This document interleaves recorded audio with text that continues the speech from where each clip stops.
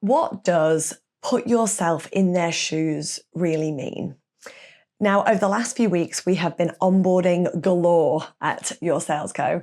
And with that comes new prompts and new trainings and new understandings of potentially different industries, different ways of selling, and different ideal prospects and ideal clients. And so something that's been really prevalent has been around having the conversation where I would naturally say, just put yourself in their shoes and think about it from their perspective, which is easier said than done, especially dependent on how much experience you have in the industry that you're working, in the role that you're in, but also in business. And the reason why I say in business is that when you're able to put yourself truly in somebody else's shoes, you have to think like them. You have to put yourself in their shoes in every scenario, every decision-making scenario, managing people. Will I call you back or will I email you back? We've got to think about all of the other levers and distractions that are happening for that prospect or that client. Now, most of our clients are cyber, tech, SaaS. So we're usually dealing with a CIO, a CTO, so Chief Information Officer, Chief Technology Officer, all the way through to cybersecurity specialists, CFOs, so Chief Financial Officers, CEOs, COOs, all the O's, okay? And so with that, we get to know a bit more about them. We get to really think, we get to really understand how they think and what makes them tick. Now, the more of that you do, the more you will understand the challenges or the things that they need to go through to get to a yes, whether that's buying something from you or making a decision about even just having a meeting. And so earlier this week, I was call listening, and one of the calls was with one of our clients' ideal prospects, and they said, can I chat again in March? We're going to make a decision towards middle of the year, towards June. So if we can chat again in March, I'd love to have a demo to see where the platform's at, and we can make an informed decision. So after the lead development rep came off the phone, he asked me, he said, should I have pushed for that meeting? Because it's always this balance between, should I push forward for that meeting or should I wait? And I think as salespeople, we are programmed to want to, let's get there, let's show you, let's give you all the great things because we're so passionate and excited about the thing that we are selling or providing. And so it's something that comes not very naturally to salespeople, which is just to slow down and pull back. But what happens in this scenario where they say, can we chat in March and we will make a decision in June, is that if we try and push for that meeting today, they've already stated why. They've already stated the process, the timeline, and what they're going to do.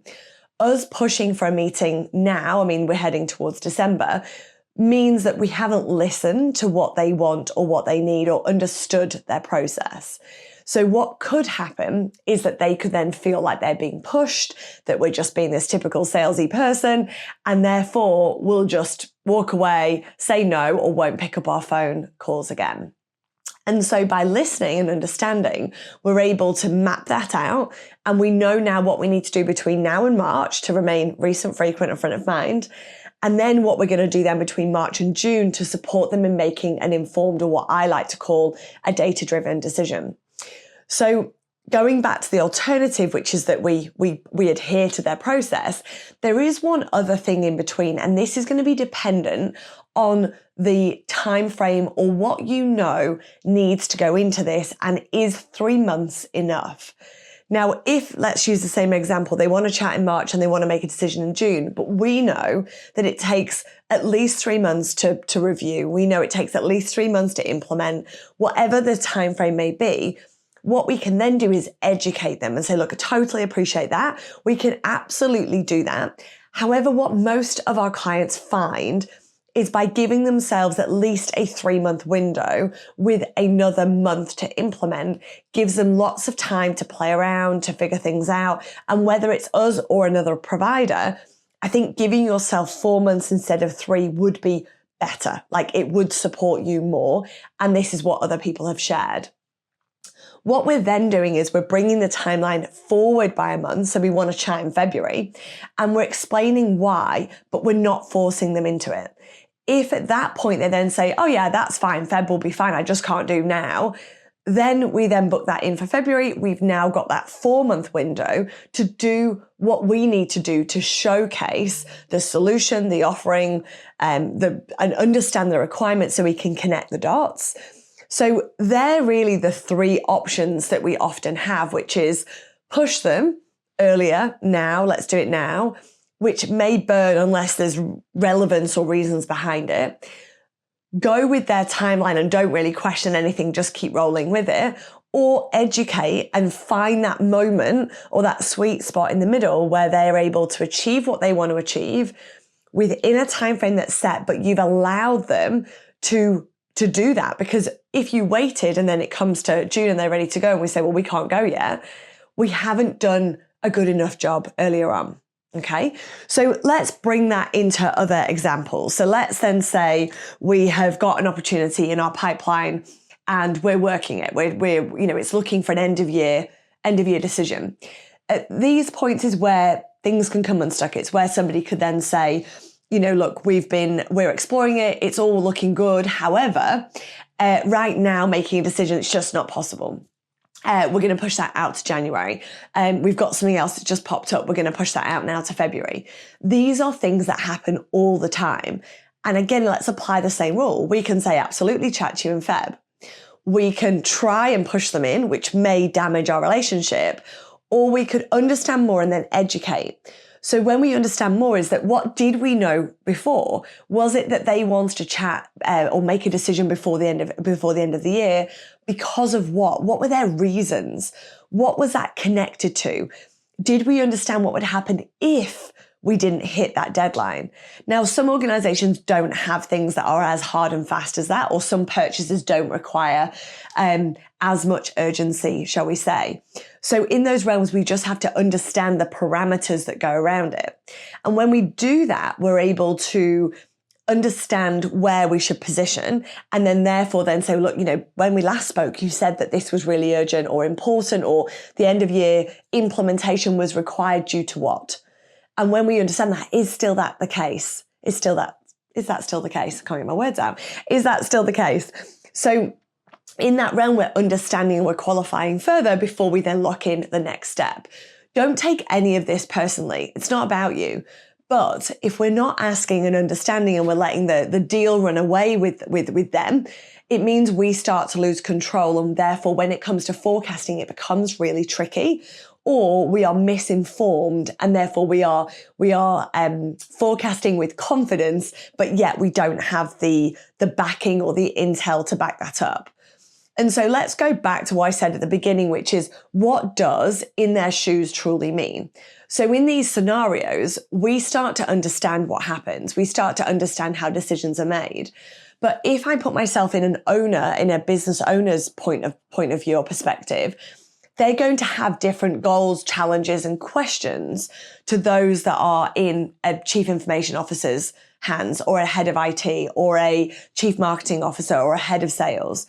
We're going to have very different requirements and understandings, because the idea of a CEO is that they bring in great people around them that specialize in certain areas. So the deeper we go, or the different people we speak to, the deeper we're going to go, versus a CEO, which may be more of a generalist unless they own a certain department. So putting ourselves in their shoes is not just what questions do we need to ask, it's what parameters are they managing? What time frame are they managing? What's likely to knock this off? And so next time when you're thinking about in their shoes, you may not know enough information to really put yourself in their shoes. And that's why, learning outside of the role, that's why podcasts, reading, audiobooks, engaging with people will help you learn so much more. And by becoming curious, but naturally and authentically curious, will get you where you want to be, versus trying to push down a line of questioning whilst trying to push down the fact that we need a deal in today and this quarter. And this kind of leads me into a little bit of a side note, which is A lot of salespeople look at today. They look at this week, this month, this quarter. And so when they get pushed out, when the deal moves from an end of month to the end of next month or end of quarter to end of next quarter, it can really knock you around if you don't have enough in your pipeline that would more than comfortably cover your quarter or your month's target. And so when we're able to understand the type of people we're working with, we can start to see across the board, am I working with a lot of people that are likely to shuffle, that are likely to move out? Do I understand enough about their role and about their responsibilities and what they care about and what this time of year means for them? When we have a broad view of what's going on, and I've got lots of things working across the next month, quarter, 6 months, 12 months, 18 months and beyond, we start to feel a little bit more comfortable in that we need to push that out. We also then don't come from a place of desperation when we're trying to push towards a number at the end of the month or the end of the quarter. So all of this can be brought into whatever it is that you're doing, whether it's a sales role or not, and dependent on the organization, the industries that you're working in, because all of this comes down to humans. It comes down to what matters to the person that you are engaging in or engaging with, what they need, what they care about, what drives them, and then the impacts around them within the organization, because it's very rarely just one person siloed between what's happening and where they want to be, and there's nothing impacting it. Because even if it's budget, that's being impacted by CFO. What's the CFO doing at this time of year? What do they care about? What's impacting them? And maybe they've had a big impact or a big issue over on this other side that they have to now forecast and budget for. And is that going to take precedent over the thing that you've just pitched? Is it a need to have? Is it a nice to have? Is it a must have? And so all these pieces of the puzzle allow you to come back to effectively, who are you dealing with? What do they care about? What impacts them? And then how can you truly understand them by becoming curious and learning outside of your job? Because that's where the magic truly happens. That's where you build great relationships. That's where you're able to learn so much more. And that's where you can have a much larger impact on the people that you are working with, the products and services that you're selling, and ultimately the outcomes that you are driving. So remember, put yourself in their shoes, but make sure you understand what that means to be in their shoes. And if you don't, go and learn, go and have an impact elsewhere, because that is where you will have more fun, you will learn more, but you will achieve a greater impact.